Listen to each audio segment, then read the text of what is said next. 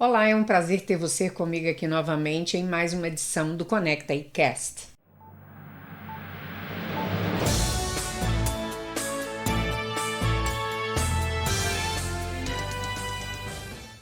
O casal de Cape Coral, Philip e Nicole Scolaro, está enfrentando acusações de fraude, sendo acusados de liderar uma série de crimes que se estenderam da Flórida ao Colorado, resultando em prejuízos financeiros de mais de 4 milhões de dólares para suas vítimas.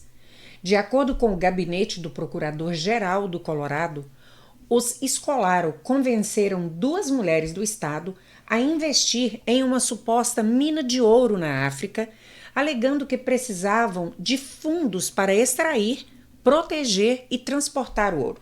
Em vez disso, os acusados teriam usado o dinheiro para despesas pessoais. O caso do Colorado é apenas um dos muitos incidentes envolvendo o casal. Um corretor de RV de Fort Myers, Jonas Sims, também relatou que foi vítima de um golpe semelhante. Em 2022, Sims negociou um RV de 101 mil dólares com os Scolaro, após verificar uma conta bancária em nome deles que mostrava um saldo de mais de 300 milhões de dólares. Confiante na credibilidade financeira deste casal, Sims acabou investindo 100 mil dólares no suposto negócio de mineração, mas agora diz que nunca viu retorno sobre o investimento. Philip Scolaro possui um extenso histórico criminal, incluindo condenações por fraude e roubo em New York, Flórida e outros estados. Ele cumpriu 5 anos de prisão no condado de Clay, sendo libertado em 2017. Em 2024, em outubro de 2024, Philip e Nicole Scolaro foram presos em Cape Coral com um mandado do Colorado. Ambos enfrentam acusações no Tribunal do Estado. No condado de St. Lucie, Philip também responde por acusações relacionadas a outro esquema de fraude envolvendo a suposta mina de ouro. Sims, que perdeu 100 mil dólares, afirmou: "Disseram-nos que se investíssemos 100 mil dólares, obteríamos um retorno de 500 mil em 6 meses. Parecia bom demais para ser verdade, mas com os fundos verificados, parecia seguro." Os Scolaros devem comparecer ao tribunal no início de fevereiro para responder pelas acusações de fraude no Colorado. Essa investigação destaca os riscos de golpes financeiros sofisticados e a necessidade de maior vigilância ao realizar investimentos.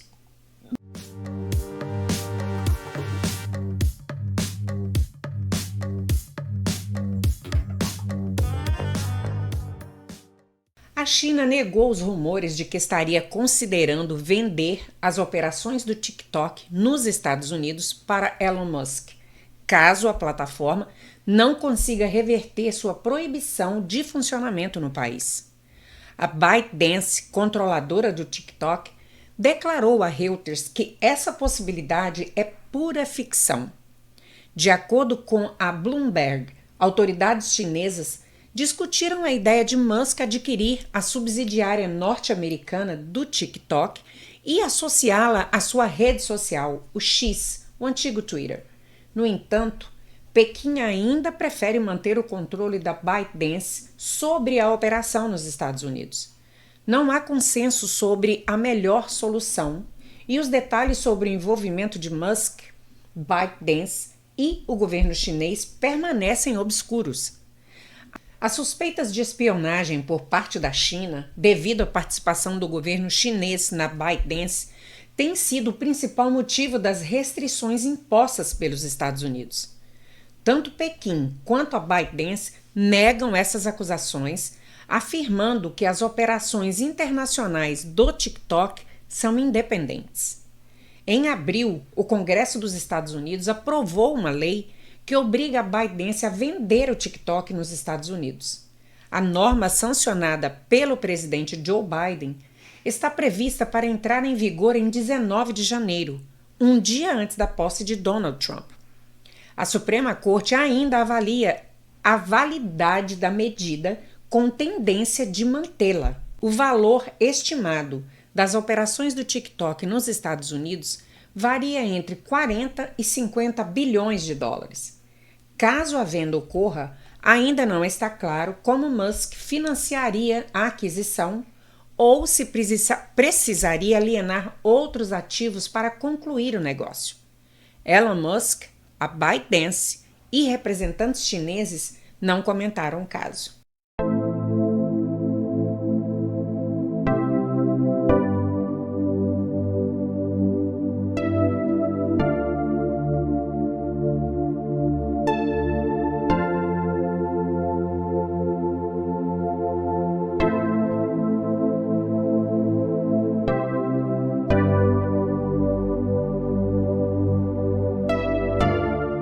O governador da Flórida, Ron DeSantis, convocou uma sessão especial na Assembleia Legislativa do estado para discutir a implementação de políticas de imigração alinhadas às propostas do presidente eleito Donald Trump.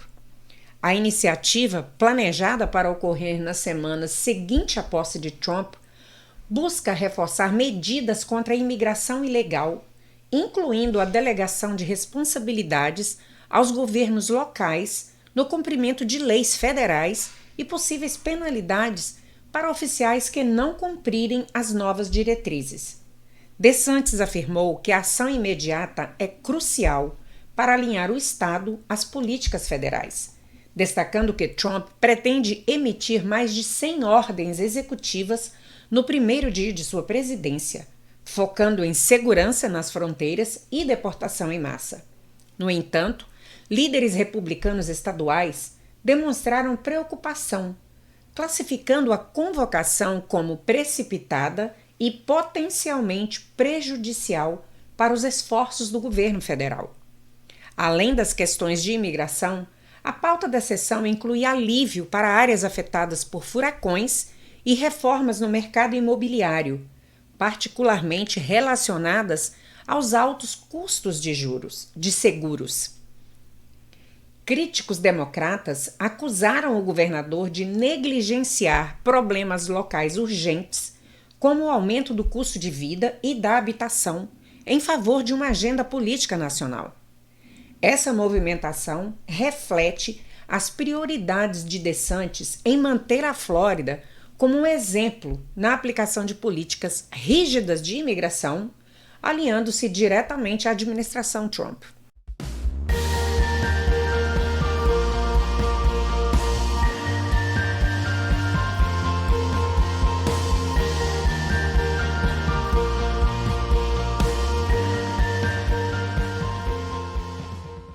As fortes chuvas que atingem Minas Gerais desde setembro já deixaram 25 mortos, além de mais de 3.000 pessoas desalojadas e 343 desabrigadas, conforme o boletim divulgado pela Defesa Civil Estadual nesta terça-feira, dia 14. Ao todo, 58 cidades estão em situação de emergência ou calamidade pública devido aos impactos dos temporais. Ipatinga, no Vale do Aço, é o município mais afetado, com 10 mortes, 130 desabrigados e 400 desalojados, após deslizamentos e enchentes desde o último domingo, dia 12. Santana do Paraíso, também no Vale do Aço, uma morte foi confirmada, com 57 desabrigados e 528 desalojados. Em Juramento, no norte de Minas Gerais, uma tromba d'água elevou o rio local em 5 metros, inundando ruas, casas e comércios. A Defesa Civil Estadual e Municipal, em parceria com secretarias estaduais, estão atuando na recuperação das áreas afetadas. A previsão aponta para uma redução no volume de chuvas em Minas Gerais a partir desta quarta-feira, dia 15. Embora a capital Belo Horizonte e a região metropolitana devam continuar com chuva, tempos instáveis, chuvas moderadas e fortes.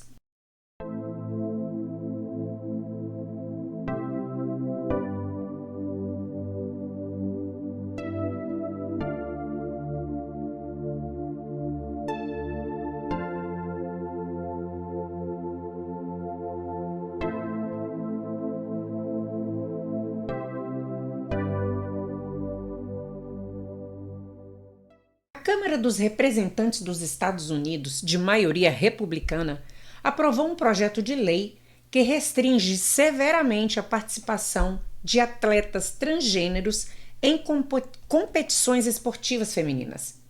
A medida proíbe estudantes trans de competir em equipes designadas para mulheres ou meninas em escolas e universidades que recebam financiamento federal. O texto define sexo com base apenas na biologia reprodutiva e genética no nascimento. Embora tenham sido aprovado na Câmara, é improvável que o projeto passe no Senado, onde seria necessário o apoio de 60 votos, incluindo democratas, para ser aprovado. O projeto recebeu 218 votos favoráveis, incluindo 2 democratas. A aprovação ocorre em meio a um debate mais amplo sobre os direitos de pessoas trans nos Estados Unidos. Republicanos têm usado questões relacionadas a atletas trans e juventude como parte de uma guerra cultural em preparação para as eleições de 2024. O presidente eleito Donald Trump já prometeu acabar com a loucura transgênero. Críticos, como o grupo de direitos civis Equality California, classificaram o projeto como uma tentativa de negar a jovens transgêneros dignidade e respeito. A proposta gerou forte oposição de organizações que defendem direitos LGBTIQ+, enquanto republicanos argumentam que buscam proteger a integridade do esporte feminino.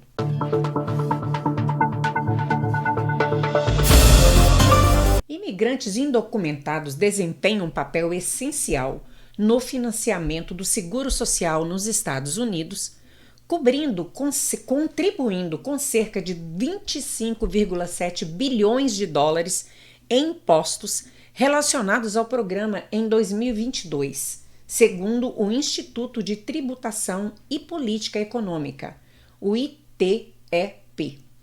Apesar de não terem acesso aos benefícios, eles ajudam a sustentar um sistema que enfrenta um déficit financeiro projetado para 2033, quando o fundo fiduciário poderá cobrir apenas 79% dos pagamentos programados. Especialistas alertam que as propostas de deportação em massa e restrições à imigração planejadas pela administração Trump poderiam reduzir significativamente o fluxo de caixa do seguro social, agravando o déficit em até 20 bilhões anuais. A imigração líquida tem sido fundamental para compensar a queda na taxa de natalidade e o envelhecimento da força de trabalho. Muitos trabalhadores indocumentados pagam impostos com número individual de identificação do contribuinte, contribuindo também para Medicare e outros programas sociais. Essas contribuições invisíveis demonstram a relevância da imigração para a saúde econômica do país, que a partir de 2040 dependerá totalmente da imigração para o crescimento populacional. A manutenção de uma política migratória equilibrada será crucial para garantir a estabilidade financeira do seguro social e o bem-estar econômico e social dos Estados Unidos.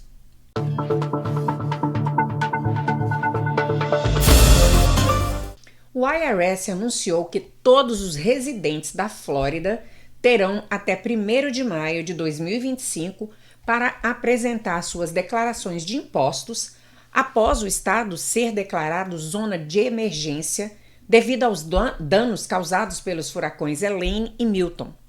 A medida anteriormente válida para 51 condados foi ampliada para todo o estado e inclui tanto impostos de pessoas físicas quanto de empresas. Pagamentos de ajuda federal para reparos de casas e despesas funerárias não serão considerados como renda tributável. Além disso, residentes podem declarar perdas não cobertas pelo seguro nas declarações de 2023 ou 2024, com prazo até 15 de outubro de 2025, devendo incluir o número de declaração do FEMA, 3622-EM. Essa extensão oferece um alívio para aqueles que enfrentam desafios financeiros causados pelos desastres dos furacões.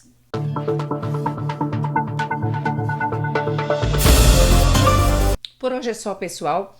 Peço a você que ainda não está inscrito neste canal que, por favor, faça-o agora. Clica no sininho para você ser notificado toda vez que a gente subir um novo vídeo e, se for possível, compartilhe esse vídeo com outras pessoas. Muito obrigada, nos vemos na próxima edição. Até mais!